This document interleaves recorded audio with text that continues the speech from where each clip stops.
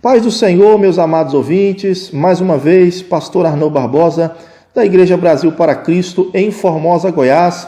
Quero agradecer a Deus por essa rica oportunidade, a nossa pastora presidente, pastora Luíde, e o nosso pastor Gedeon Júnior, líder deste projeto abençoado.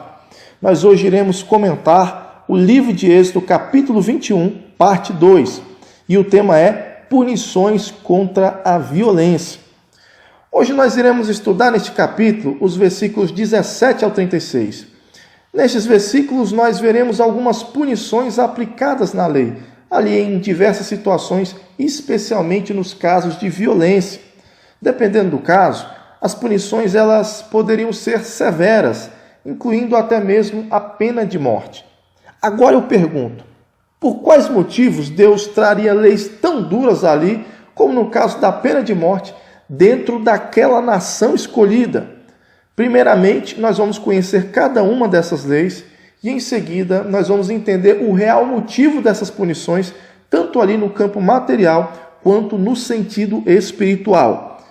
O assassinato premeditado, a punição era a pena de morte. Se um homem matasse o outro, como resultado de uma briga, por exemplo, ou se ele agisse ali de forma maliciosa, e armasse uma cilada para matar o seu desafeto ali na traição, o assassino ele seria executado.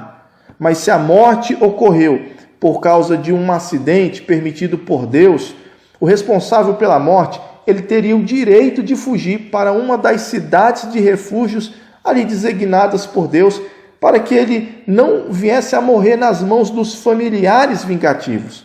Nós vamos ver aqui nos versículos 12 ao 14. Já no caso de uma briga em que um ficasse ali gravemente ferido, apedrada ou mesmo com os punhos do seu próprio adversário, se esse ferido ele conseguisse sobreviver e se levantar e depois andar, mesmo que se apoiando ali em muletas, o agressor ele seria até absolvido da pena de morte. No entanto, ele teria que indenizar a vítima pelos salários que essa vítima perdeu pelo tempo ali em que ela não podia trabalhar. O agressor também ele teria que se responsabilizar pelo tratamento de saúde da vítima até que ela pudesse se recuperar completamente. Nós vamos ver isso aqui nos versículos 18 e 19.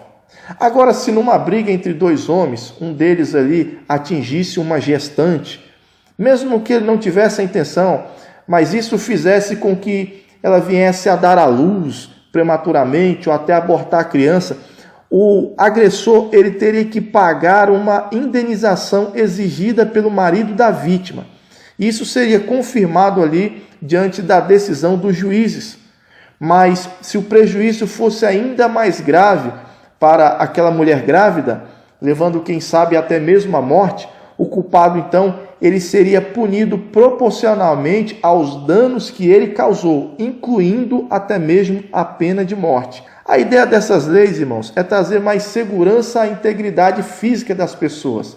É fazer com que os israelitas eles pudessem agir com maior responsabilidade, respeitando a vida e os limites da sua ação ou reação diante dos conflitos cotidianos da vida.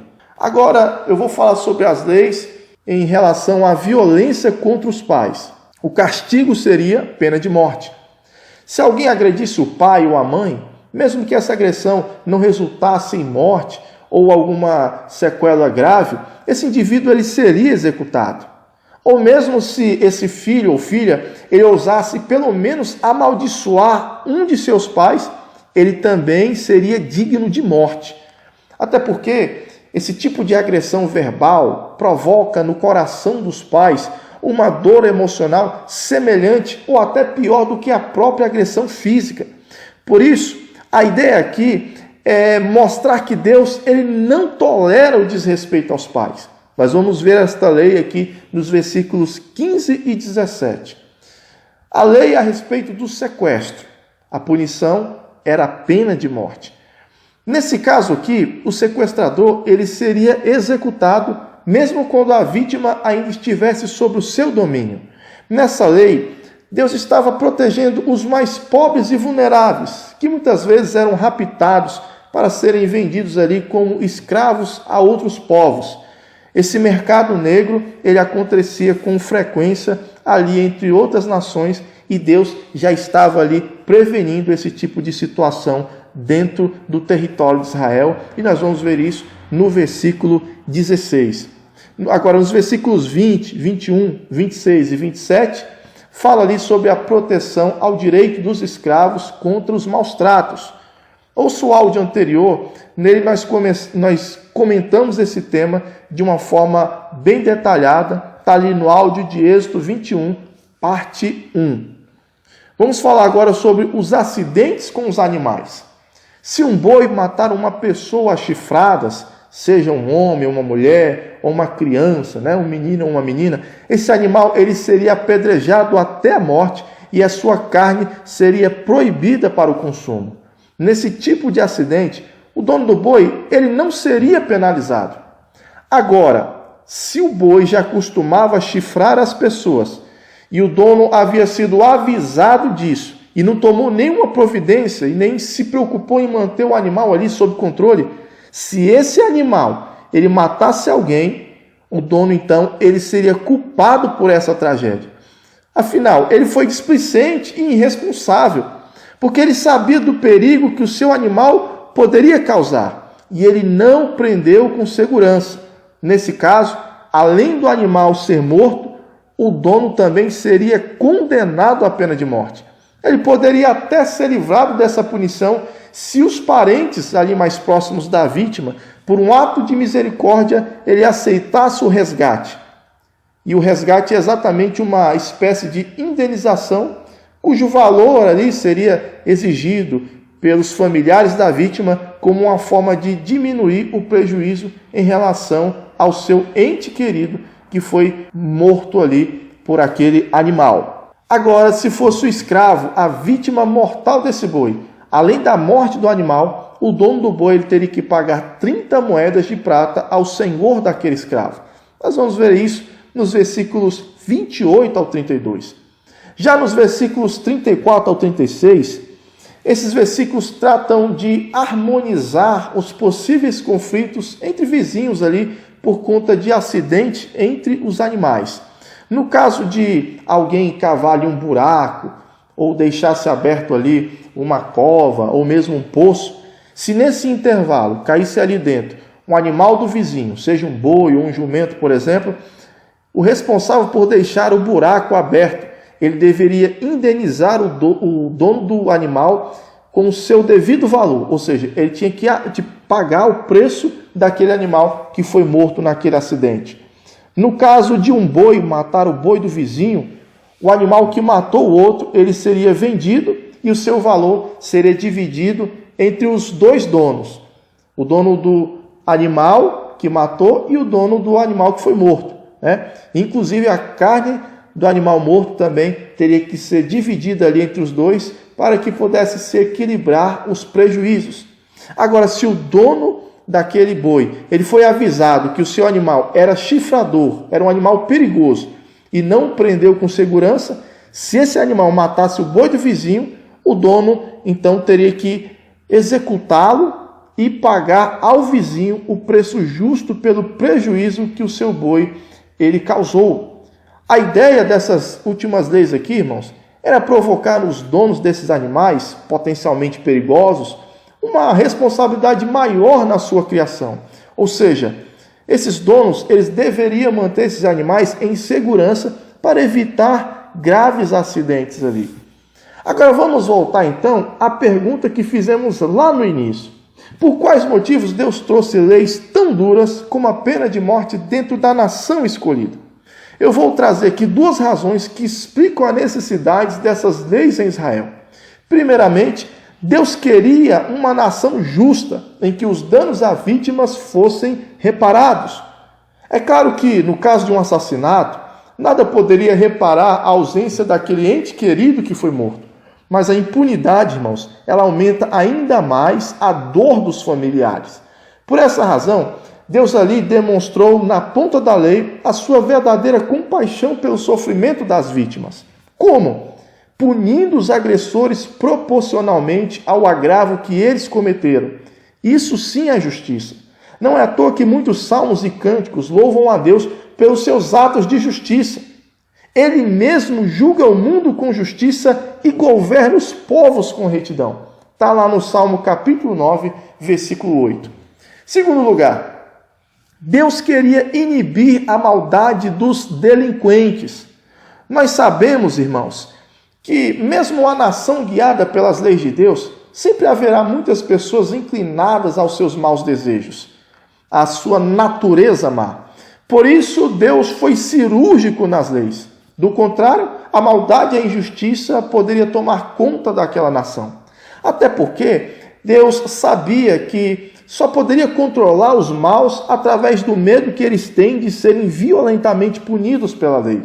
Por isso, o justo ele não tinha medo algum da lei divina. Pelo contrário, o cidadão de bem ele até se sentia seguro, pois ele sabia que a lei ela lhe protegia contra a injustiça e a maldade.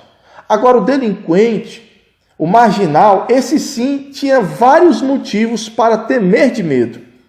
Pois a lei ela não foi criada para os que são justos, mas para os transgressores e rebeldes, para os irreverentes e pecadores, para os ímpios e profanos, para os que matam pai e mãe ou cometem outros tipos de homicídios. A lei é para os impuros, sodomitas, sequestradores, mentirosos e aqueles que juram falsamente nos tribunais, ou os que se opõem ao verdadeiro ensino. 1 Timóteo, capítulo 1, versículo 8 ao 10.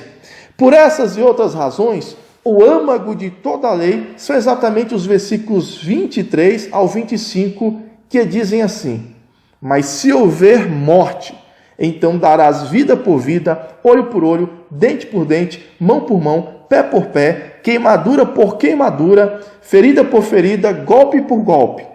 Esse texto também, repetido lá em Levítico e também em Deuteronômio, foi chamado posteriormente de lei de talião, para que o transgressor ele não sofresse ali uma punição desproporcional ao agravo que ele cometeu, como normalmente aconteciam entre as nações pagãs.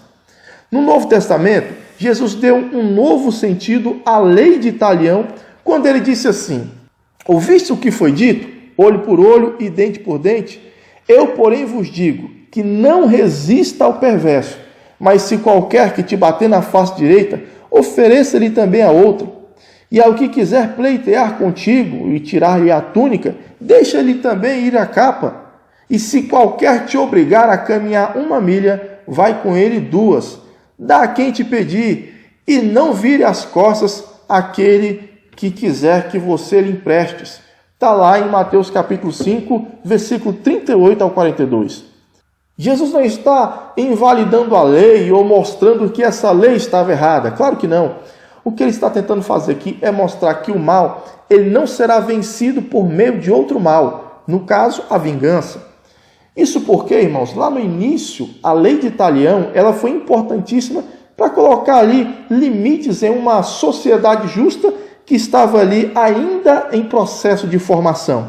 Mas com o passar do tempo, essa lei ela foi perdendo a sua aplicabilidade entre os judeus, exatamente porque eles eram um povo que foram perdendo o amor e o respeito ao próprio Deus e também ao seu próximo. Dessa forma, Jesus mostrou então que a única punição que ainda não podia passar despercebida na lei era exatamente a punição espiritual. Pois o pecado ele traz sérias consequências ao pecador, e cada um será julgado conforme as suas obras. Eu pediria que você lesse Romanos capítulo 2, do versículo 5 ao 8. Ou seja, cada um será punido conforme as suas injustiças praticadas. Até porque, irmãos, ninguém pode zombar de Deus. Tudo que o homem plantar, isso também ele colherá. Está lá em Gálatas capítulo 6, versículos 7 ao 9. Portanto, a lei veio nos mostrar claramente o quanto todos nós somos injustos diante de Deus.